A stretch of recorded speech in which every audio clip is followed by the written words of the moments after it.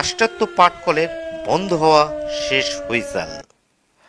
লোকসান ও প্রতিযোগিতামূলক পরিবেশ সৃষ্টির জন্য 2020 সালের 2 জুলাই থেকে বিজিএমসির নিয়ন্ত্রণাধীন রাষ্ট্রায়ত্ত 25টি পাটকলগুলোর গেটে বন্ধের নোটিশ টানানো হয়। 3 জুলাই সকাল থেকে পুরোপুরি বন্ধ হয়ে যায় পাটকলগুলো। এ খবর পাটকল শ্রমিকদের মধ্যে ছড়িয়ে পড়লে উত্তেজিত হয়ে ওঠেন তারা অনেকে, আবার হতাশা হয়ে আবাসিক এলাকা ছেড়ে দিলেও খুলনা নগরীর খালিশপুর শিল্প অঞ্চলের বন্ধ মিল চালুর আশায় বাসা ভাড়া নিয়ে বসবাস করছেন পাটকল শ্রমিকেরা। বিগত বছর পাটকলগুলো চালু না হওয়ায় এখন তারা হতাশ। আদৌ চালু হবে কিনা সেটি নিয়েও তারা এখন সন্দিহান।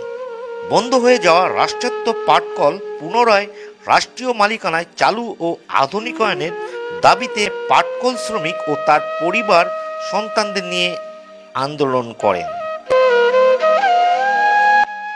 শিল্প অঞ্চলে চারিদিকে শুনশান, লোকজনের আনাগোনা নেই, নেই তাঁতের ঠক ঠক শব্দ, নেই কাজ, অবশ্যই বাড়ি ফেরার তোড়জোড়। অনিশ্চিত আশাতে দিন কাটছে খুলনার পাটকল শ্রমিকদের। বন্ধ পাটকলগুলো কবে চালু হবে তার কোনো নিশ্চয়তা না থাকায় জীবিকার জন্য খালিশপুর ছেড়ে অন্যত্র চলে যাচ্ছে মানুষ।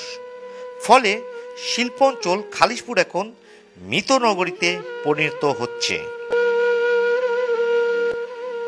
শ্রমিক শ্রেণীর সামনে নতুন উষার শূন্য দুয়ার উন্মোচন করবে, এই আশায় বুক বেঁধে আছে পাটকল শ্রমিকেরা।